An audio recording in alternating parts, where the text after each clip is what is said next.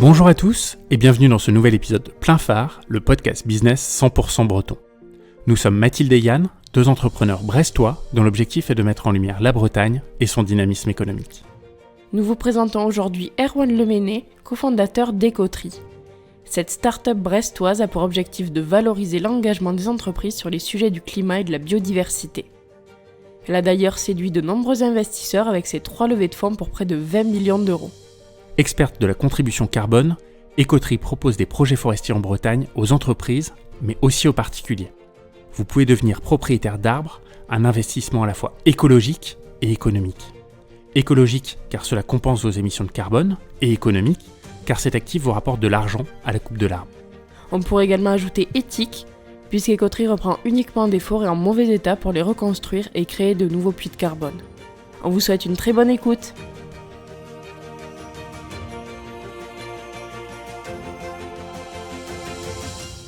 Bonjour Erwan, merci de nous accueillir dans les locaux d'Écoterie à Brest. Est-ce que tu peux commencer par te présenter et présenter la société ? Bonjour Mathilde, merci beaucoup de venir ce matin m'interviewer. Donc moi je m'appelle Erwan Leméné, j'ai 38 ans, je suis ingénieur de formation et j'ai effectué mon parcours essentiellement dans le domaine bancaire. Donc j'ai passé 5 années à la Société Générale et ensuite pratiquement 7 ans au Crédit Mutuel Arkea avant de monter Écoterie. Donc je suis un entrepreneur, un vieil entrepreneur entre guillemets, par rapport aux jeunes qui montent ça directement à l'école.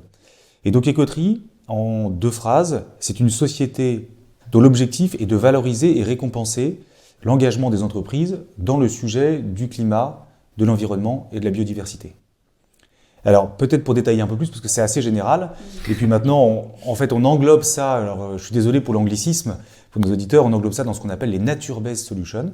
C'est des solutions qui sont fondées sur le capital naturel. Voilà. Mais peut-être pour revenir un peu à l'historique, et puis avant de décrire concrètement Écoterie, nos offres, et je sais qu'on va en parler un peu plus tard, Bien sûr. peut-être important de comprendre l'histoire, la genèse en fait, d'Écoterie, parce que c'est ça en fait qui va permettre aussi aux auditeurs de comprendre l'intérêt, et surtout pourquoi c'est important, et aussi modestement pourquoi c'est une société qui réussit à fonctionner aujourd'hui, parce que, encore une fois, moi je l'ai montée de zéro, et aujourd'hui il y a une centaine de personnes dans 3 bureaux, Brest, qui est le centre vivant d'Écoterie, Paris, où il y a le maximum de personnes, et Copenhague, qui est notre filiale d'Écoterie Internationale. Alors peut-être pour démarrer, moi j'ai eu la chance pendant 7 ans au Crédit Mutuel Arkea de m'occuper des opérations qu'on appelle M&A Corporate et participation, c'est-à-dire globalement les opérations de fusion-acquisition. Et vous savez, la banque est très regardée sur les sujets environnementaux. Aucune banque ne peut se permettre de faire un investissement dans une boîte dont on s'apercevrait après que finalement au niveau environnemental et au niveau social elle fait n'importe quoi. Ouais. Il n'y a pas une journée où il n'y a pas un article qui pointe du doigt des banques en disant votre argent que vous déposez dans telle ou telle banque finance l'énergie fossile, etc., ou des boîtes non responsables. Et donc, dans la phase de préparation des opérations, qu'on appelle la due diligence, il y avait cette partie due diligence environnementale, et qui permettait au groupe Arkea de vérifier que l'entreprise était conforme, etc., et avait été engagée sur ces sujets climat, biodiversité, environnement. Et en fait, je me suis retrouvé à de nombreuses reprises, pour pas dire à chaque fois, en face de dirigeants extrêmement convaincus, donc qui me disait, oui, Erwan, moi je suis convaincu que l'environnement c'est hyper important. À titre personnel, moi-même je fais des actions, j'aime la nature, etc. Mais en fait, je suis à la tête aujourd'hui d'une fintech, je fais de l'immobilier, je suis asset manager, je suis dans l'assurance. Ce qui justifie que je sois à mon poste aujourd'hui, c'est pas l'engagement de ma boîte pour l'environnement. Ce qui justifie que je sois à mon poste, c'est ma croissance de mon chiffre d'affaires, c'est l'augmentation de mes marges, c'est l'augmentation de mon territoire géographique, etc. Et donc je me suis retrouvé en face de gens qui étaient convaincus, mais démunis. Voilà. Et parce qu'effectivement, quand vous êtes chef d'entreprise d'une fintech, vous savez pas du tout votre métier. On vous a pas appris à faire comment responsabiliser votre boîte par rapport au sujet environnemental, par rapport au carbone. C'est normal. Et donc, beaucoup de dirigeants me disaient, écoute, Erwan, on va pas casser le deal, hein. Enfin, ce serait trop dommage de pas faire l'opération pour ça. Donc écoute, moi je fais mon bilan carbone rapidement, je m'engage à réduire de 10 ou 15% mes émissions, et je compense, et j'achète des crédits carbone sur Internet, clac, clac, clac, allez, voilà, 100 000 balles de crédit carbone, je mets ça dans le dossier, et puis pour vous, banque, c'est bon, je suis tagué ISR, ESG, tout est vert, et puis on fait l'opération. Voilà. Et c'est la majorité des dirigeants qui vous disent ça aujourd'hui. Et c'est là où je me suis dit, il y a un vrai problème, parce que ceux qui ont le pouvoir de changer durablement les choses, aujourd'hui, ce sont les entreprises. Et quand les entreprises, globalement, considèrent l'engagement de leur entreprise sur ces sujets climat, biodiversité comme une contrainte, c'est certain qu'il y a un vrai problème. Et moi, je suis convaincu absolument convaincu depuis maintenant 2016, quand on a monté la boîte, qu'une entreprise qui a des engagements forts aujourd'hui sur le climat, la biodiversité, le social aussi, c'est une entreprise qui demain va mieux rayonner, va gagner plus d'argent, va avoir une plus grosse marge, va attirer les talents, va retenir les talents, etc., etc. Donc il ne faut pas que l'engagement sur ces sujets environnementaux soit une contrainte, il faut que ce soit un atout. Et c'est un atout. Voilà. Un truc qui est intéressant, tu dis que pour l'environnement, c'est les boîtes qui ont la clé. Pourquoi est-ce que tu penses que c'est les entreprises et non pas les pouvoirs publics ou nous en tant que citoyens avec la théorie des petits pas et les petits gestes du quotidien? Alors moi je crois beaucoup à la théorie du colibri, bien sûr, il faut que chacun fasse son geste, c'est évident. Aujourd'hui on voit bien tout simplement en termes de volume. Quand on regarde des grosses entreprises du CAC 40, il est évident que leur empreinte carbone, elle est immensément supérieure à votre empreinte à vous. Donc oui, vendez votre deuxième voiture pour passer au vélo électrique, mais n'empêche que c'est quand même une goutte d'eau, vraiment au sens propre du terme, par rapport à l'empreinte d'énormes compagnies qui sont présentes partout dans le monde, etc. Et donc il faut aussi que ces compagnies-là verdissent leurs produits, leurs services, leurs offres, mettent vraiment au cœur de la stratégie des engagements extrêmement forts, parce que en fait, en termes de volume, c'est ça qui va vraiment changer les choses. Ouais. Et pas de manière contrainte du coup par les pouvoirs publics. Voilà. Alors évidemment, la contrainte a quand même du bon, parce que la contrainte, elle va forcer les entreprises à se pencher sur ce sujet-là. Elle le ferait peut-être pas sinon. Mais en même temps, il faut qu'elles aient conscience que le consommateur évolue. Le consommateur aujourd'hui, il veut plus. Vous savez, l'écologie aujourd'hui, ça me fait penser à la nourriture d'il y a 20 ans. Moi, quand j'étais jeune, je me rappelle très bien, on achetait des trucs les moins chers possibles et pour le plus possible. On achetait des cagettes de viande pour 3 € le kilo et on en mangeait tous les jours. Voilà. Aujourd'hui, le consommateur, il préfère manger de la viande une fois par semaine, mais de la viande française, il connaît l'origine, il sait que c'est fait convenablement, etc., etc. C'est un peu la même chose. Le consommateur aujourd'hui, il veut un service, un produit, un service propre, clean, ce qui explique le succès des marques comme Patagonia ou autres. Enfin, voilà, vous connaissez exactement le sujet. Il est prêt à moins consommer, à payer plus cher son vêtement, à payer plus cher son service, à condition que l'entreprise ait des engagements extrêmement forts. Et du coup, chez Écoterie, qu'est-ce que vous proposez exactement aux entreprises, aux particuliers, à vos clients? Alors, nous, on est une entreprise, on est des forestiers. Donc, notre offre aujourd'hui, c'est de dire les solutions de compensation. Je parle volontairement de compensation parce que c'est un terme que j'aime pas, mais je le dis parce que c'était le terme utilisé quand on est arrivé sur le marché. De compensation carbone, aujourd'hui, elles sont lointaines. La majorité des projets sont faits très loin de la France, très loin de l'Europe même, de manière générale. Elles sont opaques. Il n'y a aucune volonté de l'entreprise de suivre le projet. Parce qu'une fois que vous avez votre papier qui vous dit que vous avez 330 tonnes au Ghana, en fait, ça suffit à équilibrer votre bilan. Savoir si les 330 tonnes ont vraiment été offsetées ou pas, vous en fichez, vous avez votre papier. Ouais. Elles n'ont aucun avantage en termes de communication, de marketing. Vous n'allez pas dire sur LinkedIn, coucou, j'ai payé l'amende, j'ai payé 100 000 balles, voilà mon papier. Ça ne fait pas de vous quelqu'un d'honorable. Voilà. Et en plus de ça, il n'y a aucune cohérence entre l'action de l'entreprise. Quand on est une boîte bretonne et qu'on fait rouler des camions en Bretagne, faire un projet au Ghana, c'est bien, mais il n'y a pas tellement de cohérence. C'est sûr.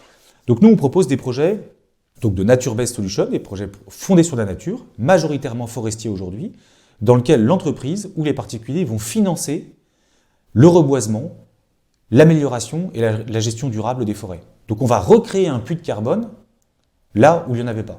Donc concrètement, on achète aujourd'hui des forêts qui sont abîmées. C'est notre critère principal. On n'est pas là pour reprendre des forêts qui sont déjà bien gérées. Ça, il y a tout un marché pour ça et tant mieux. Nous, on est là pour vraiment reconstruire. Si je fais une analogie, nous, on n'achète que des immeubles vétustes et insalubres. Donc on veut rapporter une additionnalité carbone et surtout, on va le faire avec un angle où on va privilégier la biodiversité, parce qu'on est très attaché à ça, parce qu'on est convaincu que la biodiversité, c'est le nouveau carbone. Et donc les entreprises sont propriétaires des arbres dont ils ont financé la plantation. Ils sont propriétaires économiquement, c'est-à-dire que c'est vraiment leurs arbres. Les arbres peuvent être au bilan de l'entreprise. Et comme ils sont propriétaires de l'actif bois et des arbres, ils sont aussi propriétaires du carbone, donc des co-bénéfices de la forêt qui sont le carbone, et ils peuvent se prévaloir de la biodiversité qui a été générée. Du coup, pour plus de précision, quand une entreprise achète un arbre, est-ce qu'elle possède physiquement un arbre à son nom, ou est-ce que c'est plutôt une part de la forêt ? Comment est-ce que ça marche ? Alors, on entre dans les détails techniques, et vous avez raison d'y entrer. En fait, au moment où on fait nos plantations, le planteur, il a une montre GPS, pas comme j'ai aujourd'hui là, donc il fait le tour de... Parce que c'est pas la parcelle cadastrale qu'on va planter. Souvent, il y a une zone humide qu'on va éviter, il y a des talus sur lesquels on va pas pouvoir boiser, il y a des zones qu'on va respecter. Donc il fait exactement le tour au mètre près de la surface qu'on va planter. Et comme il a sa montre, on sait exactement aussi le nombre de plants qu'il va planter à l'endroit précis. Donc au départ, il y a vraiment, oui, il y a bien un arbre au moment où vous l'achetez. Ensuite, la gestion forestière fait que au fil du temps, on va faire ce qu'on appelle des éclaircies. C'est-à-dire qu'on va couper un arbre sur 3 ou un arbre sur 4, à peu près tous les 10 ans. Pourquoi ? C'est exactement comme les radis. Vous plantez plein de radis les uns à côté des autres, et puis à un certain moment, vous allez enlever ceux qui sont les plus petits pour laisser les plus gros pousser et se développer. Voilà. Et donc, c'est un principe juridique magnifique qu'on appelle subrogation réelle. Vous allez passer d'un droit sur un bien qui est identifié clairement avec une position GPS à un droit sur une quote-part. Voilà. Pour donner un exemple commun que les auditeurs comprendront, c'est exactement ce qui se passe sur le vin. Voilà. Quand vous êtes propriétaire d'un pied de vigne, le vigneron, il ne vient pas récolter le raisin de votre pied de vigne et puis le mettre dans un mini tonneau en disant le plan en haut à droite, il a donné plus de raisin que le bas, celui en bas à gauche. Donc vous êtes propriétaire d'un pied de vigne et vous récoltez une quote-part de la récolte totale, considérant que c'est beaucoup trop complexe de faire ces choses-là à l'unité. Tu disais vous proposez des arbres à la vente, mais aussi à l'abonnement. Est-ce que tu peux distinguer les deux et expliquer comment ça fonctionne et nous dire quelle formule fonctionne le mieux auprès de vos clients ? Alors, c'est simplement une modalité, l'abonnement. En fait, il y a pas mal de gens qui sont très convaincus et qui disent moi, je veux rentrer dans cette démarche. Donc là, je parle plutôt de particulier, dans cette démarche vertueuse. Et donc, j'estime mon empreinte carbone et je veux contribuer, parce que c'est le terme qu'on emploie chez Écoterie. On ne parle plus de compensation, on parle de contribution carbone. Et puis, j'ai envie d'être propriétaire moi-même d'une petite forêt. Et donc, on réserve à nos abonnés les nouvelles parcelles, les nouvelles essences, etc. Donc, quelqu'un qui se dit moi, finalement, il me faut une trentaine d'arbres par an pour équilibrer mon propre bilan carbone, je m'abonne en achetant 2 arbres par mois chez Écoterie. Je suis sûr d'avoir tous les nouveaux projets, etc. Voilà. Mais c'est juste une modalité. Okay. Et donc aujourd'hui, on est à peu près 60 000 clients particuliers, pour vous donner un peu une idée, parce que c'est votre question. Exactement. Ouais. Et combien d'entreprises ? Et là, on approche des 1500 entreprises. On était à 1200 au début d'année, on est à 1500 entreprises clientes. Et clairement, aujourd'hui, les particuliers sont extrêmement importants parce que c'est eux qui véhiculent aussi l'image de la marque Écoterie. C'est important aujourd'hui que le client final comprenne bien ce qu'on fait. C'est vrai qu'aujourd'hui, le véritable levier de croissance en termes de volume, ce sont plutôt les entreprises. Tu nous parles d'entreprises, de particuliers, mais est-ce que tu peux nous détailler vos cibles et comment vous réussissez à les atteindre ? Alors, là, pour ça, je vais te prendre un exemple très concret. Je suis désolé, ça va prendre peut-être 3-4 minutes, mais comme ça, vous allez ça va bien comprendre. Notre premier client, c'est un transporteur breton, basé à Rennes, qui a 200 camions frigorifiques dans une zone industrielle. Il livre les supermarchés en Bretagne. Tous les 5 ans, l'appel d'offres avec ces supermarchés est remis en cause, est remis sur le marché.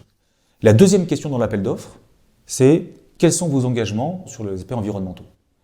Donc autant dire que le patron, s'il met non applicable ou qui barre, ou qui remplit rien, il est exclu de l'appel d'offres. C'était même avant le prix. Ça vous donne un peu une idée de la pression qu'on met aussi, ces groupes peuvent mettre sur les fournisseurs. Donc ce fameux dirigeant me dit, moi ce que je vais faire, c'est que je vais compenser 10% de mes émissions de gasoil. Voilà, il remplit ça. Donc au moment où je le rencontre, tous les ans, il fait un chèque de 100 000 € pour acheter des crédits carbone sur Internet en Afrique.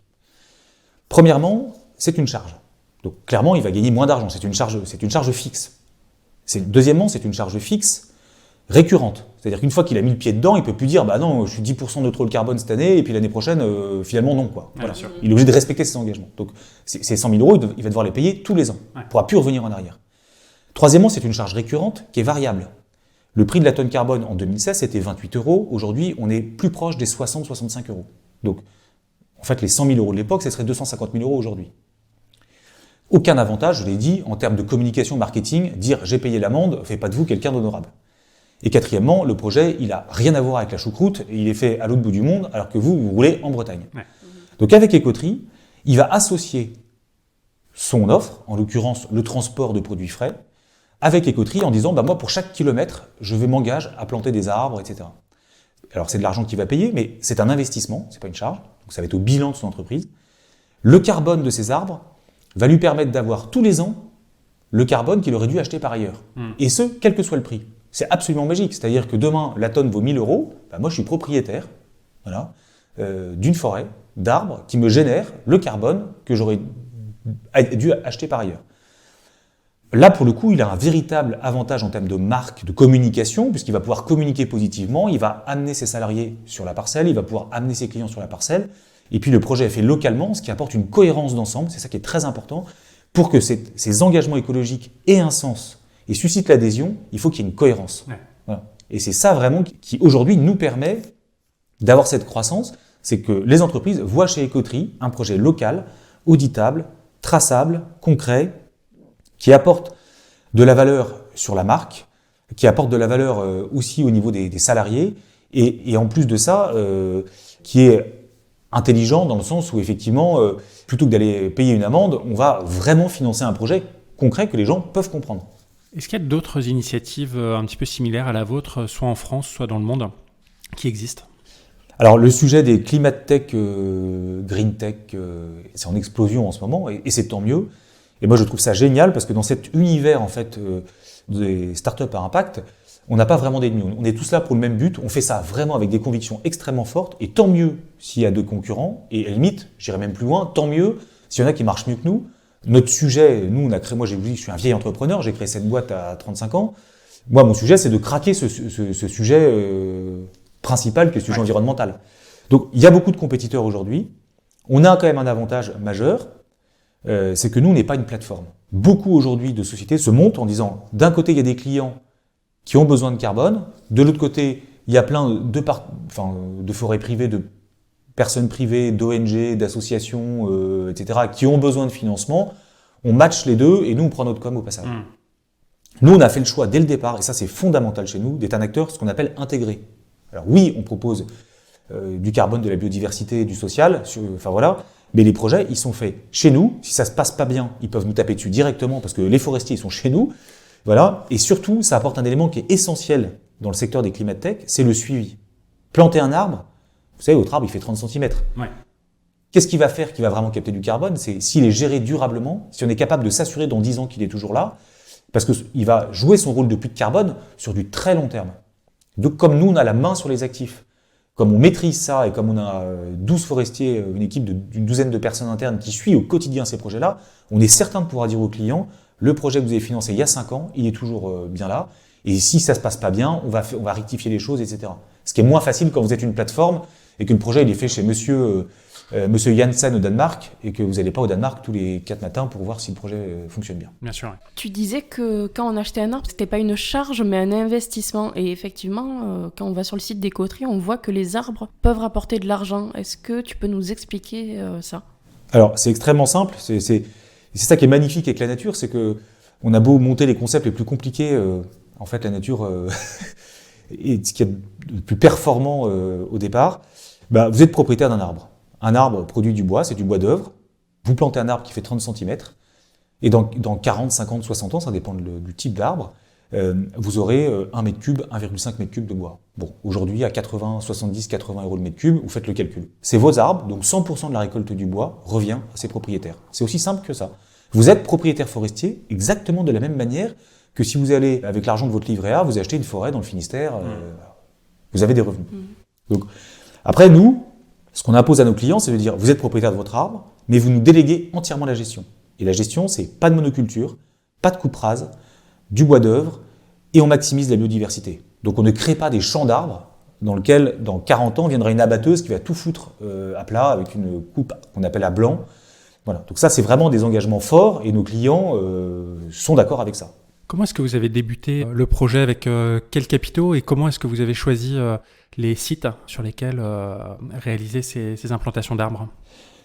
C'est vraiment une aventure entrepreneuriale étonnante, parce que moi, évidemment, j'ai un attrait particulier pour la forêt.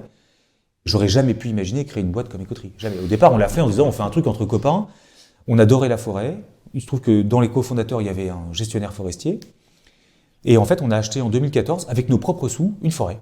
En disant, en fait, ça nous fait plaisir, on a envie de faire ça ensemble, ça a vraiment beaucoup de sens pour la suite, pour l'écologie, etc. Et puis peu à peu, on a commencé à monter ça en business, on a vu que des gens s'y intéressaient, etc. Et puis en fait, on a monté cette boîte avec nos sous, vraiment, nos économies au départ. Et puis on a lancé l'aventure comme ça, et puis au fur et à mesure, on a recruté une personne, 2 personnes, et puis voilà. Et puis on a fait des levées de fonds parce qu'on sentait qu'il y avait cette appétence et puis cette demande de croissance, et puis c'est devenu ce que c'est aujourd'hui. Donc on l'a vraiment monté avec des convictions fortes, mais jamais, au grand jamais, on aurait pu imaginer qu'on s'en serait dans une boîte qui fait aujourd'hui 100 personnes, qui a fait 3 levées de fonds, et c'est inimaginable. Je crois que pour vous développer, vous utilisez le principe du bail agricole. Est-ce que tu peux nous expliquer en quoi ça consiste et comment vous l'appliquez à Écoterie ? Alors, en fait, c'est une extension du bail agricole, c'est très bien vu, c'est ce qu'on appelle le bail forestier. Donc, en fait, le principe, c'est que nous, on va acheter le terrain. Donc, on va acheter les projets. Les projets que vous achetez sur la plateforme, c'est le foncier appartient à Écoterie. C'est ça qui nous permet de faire une gestion durable et de vous assurer que les projets avec vos arbres, ils sont gérés dans le temps. Parce que planter un arbre, tout le monde peut le faire. Moi, je prends un arbre, je vais dehors, je le plante dehors, et puis, mais si c'est pas chez vous, peut-être que demain, quelqu'un va l'arracher, peut-être que demain, le terrain il n'est pas à vous, quelqu'un va faire construire une maison, il y aura une route qui va passer, etc. Donc, ce qu'on appelle assurer la permanence du projet. Okay. Donc, le foncier nous appartient. Donc, on est propriétaire de ce qu'on appelle du droit du dessous. Et par contre, nos clients sont propriétaires du droit de superficie. Quand on dit qu'ils sont propriétaires des arbres, c'est qu'ils sont propriétaires du droit de superficie. En langage juridique, ça s'appelle tout ce qui est cru et accroître. Donc tout ce qui est existant et tout ce qui va pousser. Okay. Et c'est simplement une extension du bail agricole sur une durée qui est plus longue, qui correspond au cycle de la forêt. Est-ce que le prix d'une forêt diffère selon la région ou la nature des arbres ? Absolument. Absolument. Le foncier est plus ou moins cher en fonction de tout un tas de critères, de pluviométrie, de qualité du sol. Et évidemment, le prix des arbres est plus cher que ce soit des résineux ou des feuillus. Absolument. Tu le disais à l'instant, c'était un projet un petit peu fou quand vous l'avez lancé. C'est un projet qui n'est pas banal. Est-ce que ça a été facile d'être pris au sérieux par les différents intervenants extérieurs du projet ? Je pense notamment aux investisseurs, aux banques, etc. Effectivement, c'était un pari un peu fou. Je suis tout à fait d'accord avec toi. Et certains, évidemment, ont vu ce projet comme étant complètement en dehors des coups. En 2016, on pensait qu'il y avait une seule chose, c'était le SaaS B2B. Donc, on était complètement à côté de la plaque à monter une boîte écolo, clairement. Après, les investisseurs ne sont pas idiots, ils sont aussi précurseurs. Leur rôle, c'est quand même d'anticiper quels sont les sujets qui vont fonctionner ou pas. Quand on regarde aujourd'hui, un tiers des startups qui sont créées à l'heure où je vous parle sont des startups sur le sujet à impact. Ouais. Voilà. Donc, il y en a qui ont flairé ça. Donc, nous, c'était pas forcément évident. Enfin, je veux dire, en fait, au départ, il a fallu convaincre. Il y a des gens qui ont fait confiance à l'équipe dans un premier temps. Et je dis merci aujourd'hui. Vraiment, parce que c'est grâce à eux qu'on en est là. Après, il y a un principe aussi qui nous anime tous chez Écoterie, mais que je trouve assez noble. C'est-à-dire que moi, je vous dis ça parce que c'est pour l'anecdote, mais c'est peut-être important pour les gens qui se posent aujourd'hui des questions de créer une boîte ou pas. C'est ce que je dis toujours quand d'ailleurs, je l'ai dit, Yann, quand on s'est rencontrés à la conférence. En fait, je ne vais pas vous faire un dialogue sur l'échec, etc., mais quand on a une idée et que des convictions fortes, il faut y aller. Le pire, c'est de rester dans son job avec le petit vélo qui tourne dans la tête en disant « j'aurais absolument voulu faire ça, et puis je l'ai pas fait, je voulais faire un tour du monde, je voulais créer un truc, ça m'anime, et finalement je reste bien confortablement avec mon petit salaire, mes petits horaires, mes petites vacances, etc. » Voilà. Donc moi je me suis lancé et j'avais dit à ma femme « écoute, voilà, je prends toutes nos économies pour acheter une forêt avec des copains, est-ce que tu es d'accord ? Et je me donne 2 ans pour voir si ça marche. Est-ce que tu es d'accord avec ça ? » Et c'est vraiment un contrat moral. Et ma femme m'a dit oui. Et je suis profondément convaincu, j'avais 99% de chances de me planter. Mais j'accepte de le faire. Non, mais en fait, à un moment donné, il faut que je sorte ce vélo de la tête, je fais mon projet, j'assume que je vais me planter, et puis je reviendrai sur le marché derrière, mais j'aurai fait ce que j'ai à faire, et tu vois, c'est ça que j'aime bien, c'est, je suis pas sûr de réussir, et je vous dis pas que je vais réussir, mais au moins j'aurai essayé. Mais c'est vraiment ça que j'ai envie de dire à mes enfants plus tard, tu vois, c'est de leur dire, j'étais conscient du problème, mais j'ai essayé. Oui, c'est le plus important, que ça marche ou pas, finalement, c'est d'essayer et de voir si ça peut marcher ou pas. Absolument. Alors, c'est encore mieux quand ça marche. Bien sûr. Mais on est d'accord. Mais je pense que c'est l'intention. Et c'est ça qui fait aussi que la vie est passionnante. Et qu'on peut aussi se regarder dans la glace ce matin en se disant, en fait, j'avais conscience de ce problème-là, je voulais modestement essayer de changer les choses et j'ai essayé de le faire. Voilà. Tu parles d'intention, c'est d'ailleurs peut-être ça qui a fait que ça a marché. Le fait que tu étais convaincu par ton projet et du coup prêt à aller jusqu'au bout. Bien sûr, et c'est ça que je veux te dire, j'étais un petit peu investisseur, c'est ça que tu regardes quand tu regardes des projets, ce qu'on appelle early stage, c'est-à-dire très très naissants, c'est ça que tu regardes, c'est quelle est l'intention de la personne. Si le gars il veut monter une boîte pour faire de l'argent et vendre sa boîte dans 3 ans, les investisseurs ils n'investissent pas.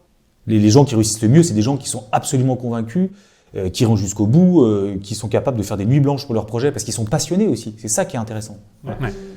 Justement, tu parlais d'investisseurs. Est-ce que la levée de fonds, c'était une étape indispensable pour la croissance d'Écoterie ? Alors, c'est une excellente question. Et en fait, oui et non.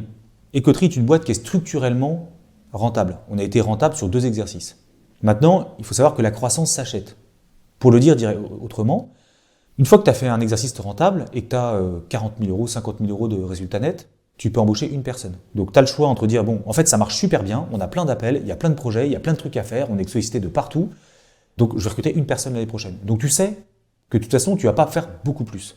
Donc là, il y a 2 solutions.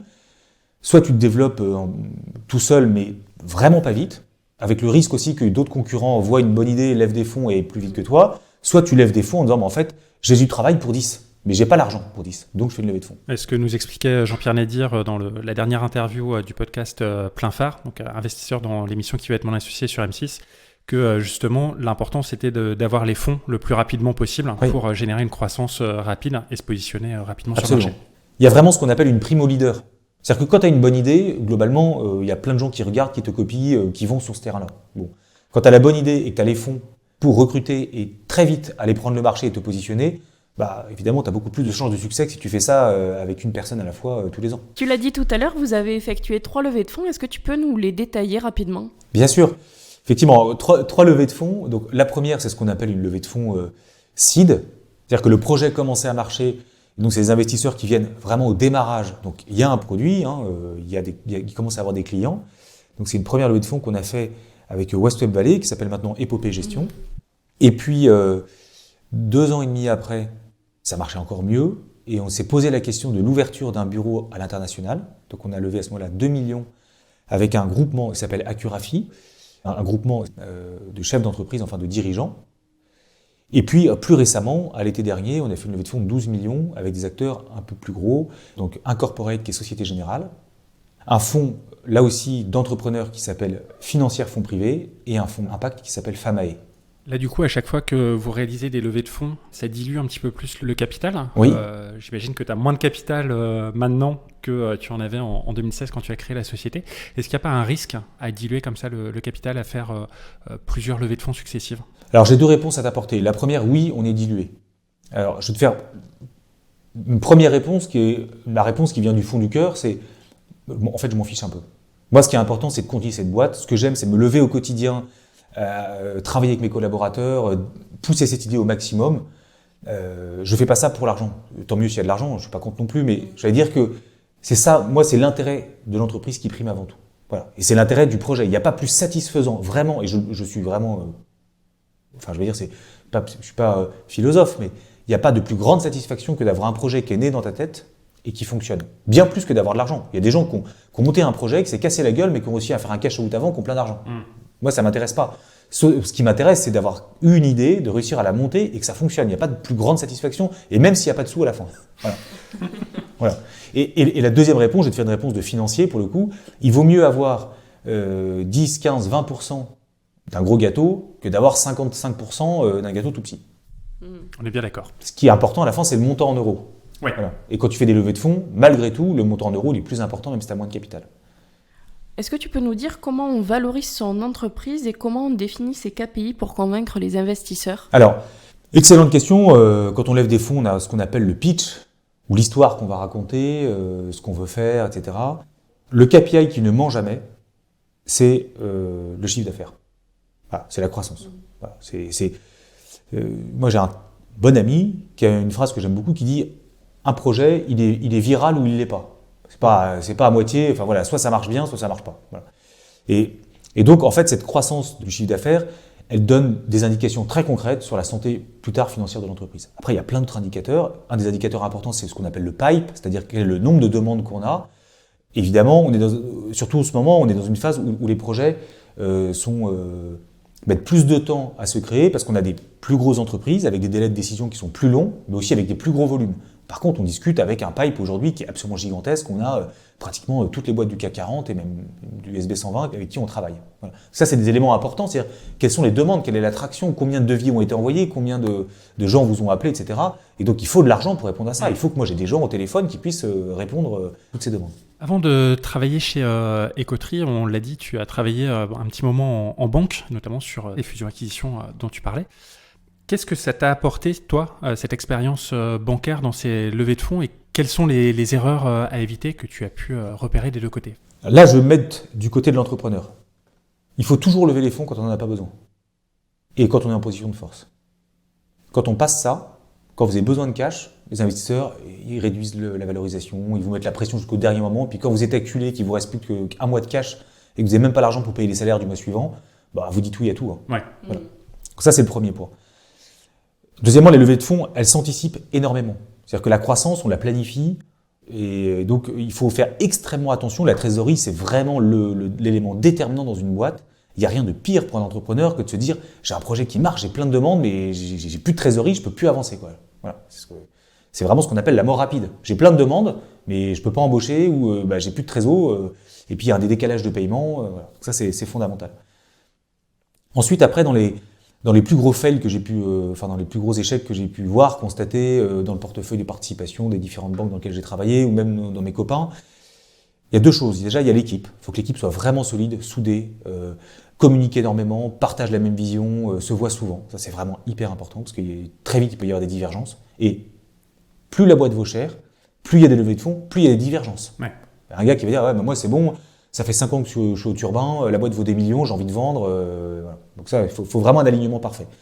Et la deuxième chose, c'est s'endormir.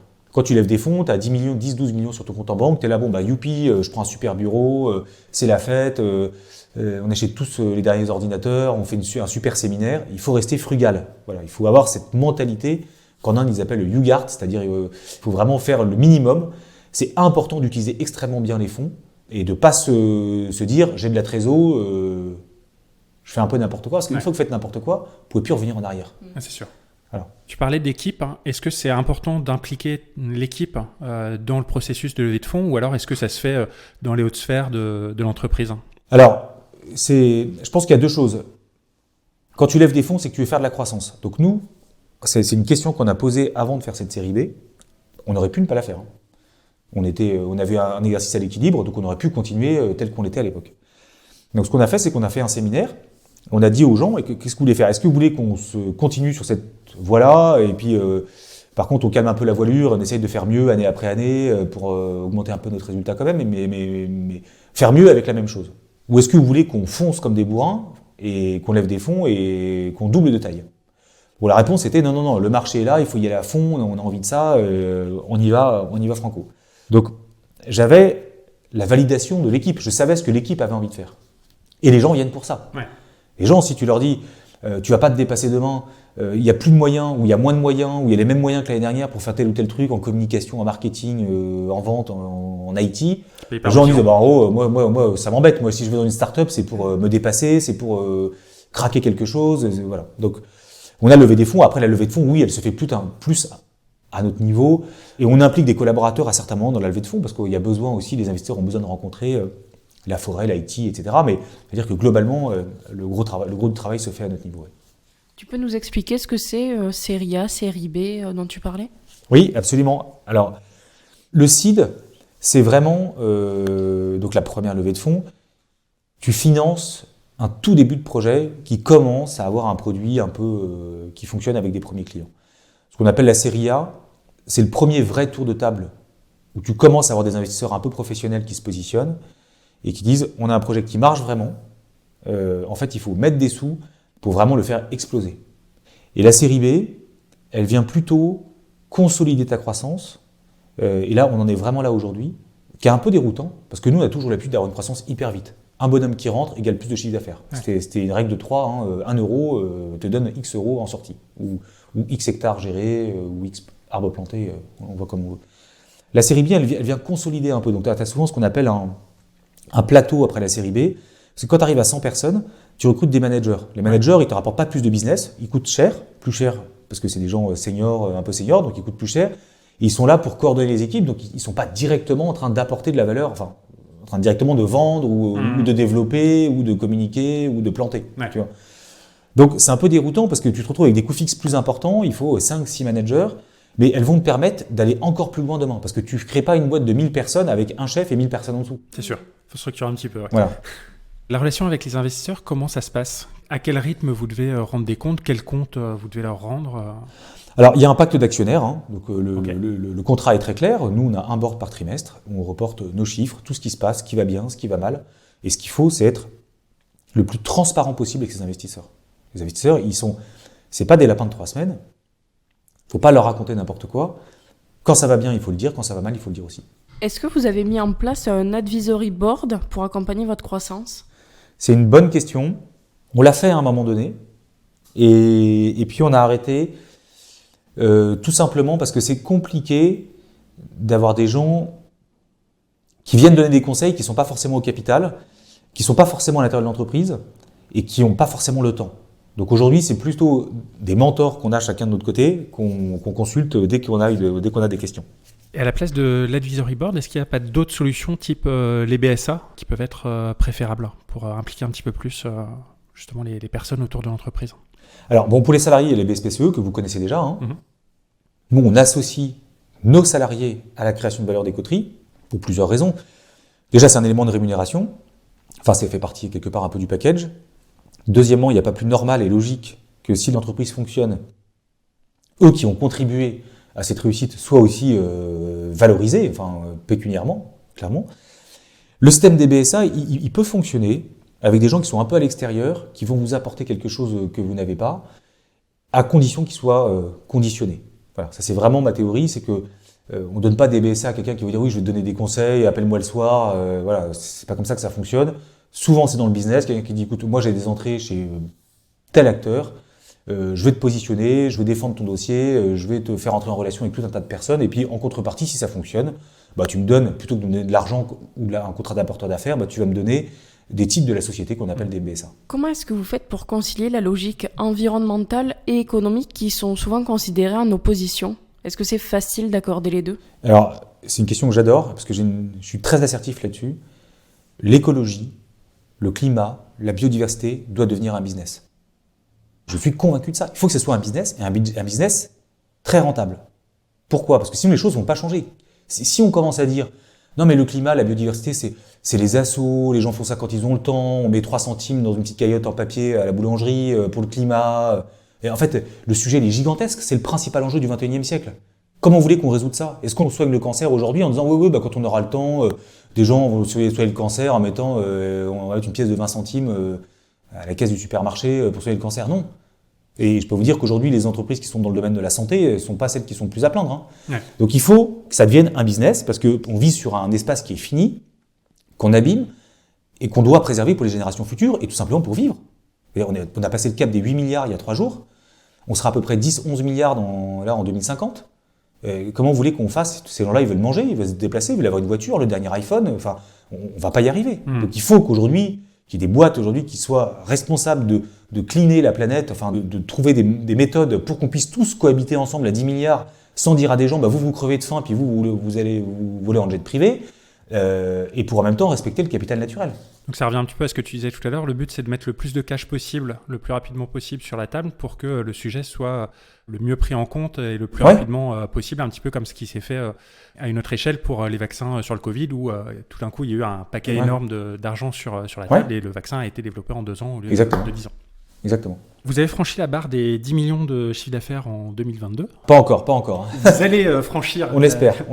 La barre normalement des 10 millions d'euros en 2022. Comment vous réinvestissez l'argent ? Alors c'est simple, il n'y a pas de réinvestissement. L'année est un peu plus complexe qu'on l'imaginait, notamment à des facteurs économiques qui font que l'environnement, l'écologie est un sujet très important, mais pas urgent. Pas urgent dans la temporalité qui est la nôtre. Il y a quand même des crises aujourd'hui, l'énergie, l'inflation, les matières premières, qui font qu'il y a des boîtes aujourd'hui qui disent en fait, ça c'est très important, mais c'est très urgent. C'est-à-dire que je ne sais pas comment je vais faire le mois prochain. Enfin, la litre de gasoil repasse à 2,10 € demain. Des gens qui ont une flotte de 500 camions, ça les touche. Et puis c'est demain, au sens propre du terme. Donc il peut y avoir un peu de décalage dans nos projets. L'argent, il n'est pas réinvesti tout simplement parce qu'aujourd'hui, notre choix de la croissance fait qu'on n'est pas rentable. Et c'est normal. On était 35 il y a 1 an et demi. On est 100 aujourd'hui, donc on a énormément investi pour recruter une équipe, ouvrir des bureaux, machin. Donc on n'est pas du tout proche de la rentabilité. On a évidemment projeté de l'être dans les 2-3 ans qui arrivent. Là aujourd'hui, on est en phase d'investissement. Quels sont vos projets pour le développement d'Ecoterie ? Alors notre projet, c'est assez décomplexé, là aussi, parce qu'on a la chance d'être dans une boîte où plus on croit, plus on fait du bien. Donc c'est génial de pouvoir se dire, plus il y a de la croissance, plus il y a de forêts qui vont être plantées, plus il y a de biodiversité qui va être régénérée, plus il y a d'entreprises qui vont être partenaires. Voilà, donc c'est assez satisfaisant. Et aujourd'hui, notre ambition, c'est de devenir un des leaders européens de ce qu'on appelle des nature-based solutions, c'est-à-dire des entreprises qui font des solutions qui est basées sur le capital naturel. Voilà, en Europe. L'actualité de l'été dernier a été fortement marquée par les incendies, alors que ce soit en Bretagne ou alors dans les Landes notamment. Quel rôle a joué Ecoterie dans le projet de restauration des forêts qui ont été touchées ? Est-ce qu'il y en a un qui a été défini ? Bien sûr, évidemment, nous, les incendies, ça nous a beaucoup affectés, parce que c'est terrible. Moi, mes enfants ne reverront pas la forêt des Landes telle on a pu le connaître avant les incendies. Vous imaginez la temporalité qu'il faut pour reconstruire ça, c'est faramineux.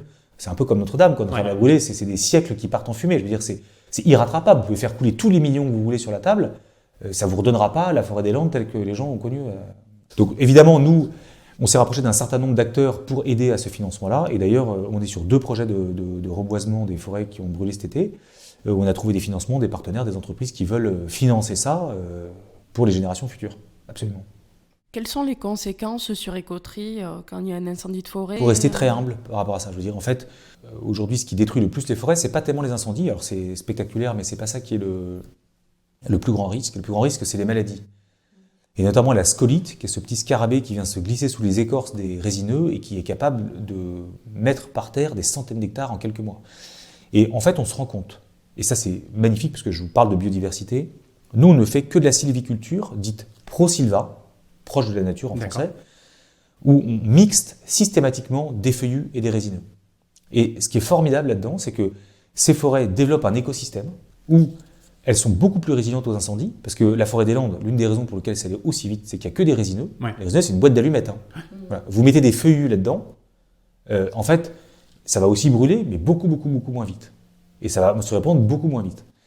Sur les maladies maintenant, quand vous voyez la scolite, c'est pareil, la scolite se développe beaucoup moins vite dans les forêts diversifiées. Pourquoi ? Parce que, en fait, les feuillus apportent des types d'oiseaux qui vont bouffer justement ces petits scarabées, etc. Donc il y a une autorégulation. Et ça qui est magnifique, c'est que la nature, elle fait très bien les choses elle-même. Donc quand il y a une espèce, un virus, un champignon ou un parasite qui a tendance à se surdévelopper, si c'est dans un écosystème où tu maximises la biodiversité, il va s'auto-réguler.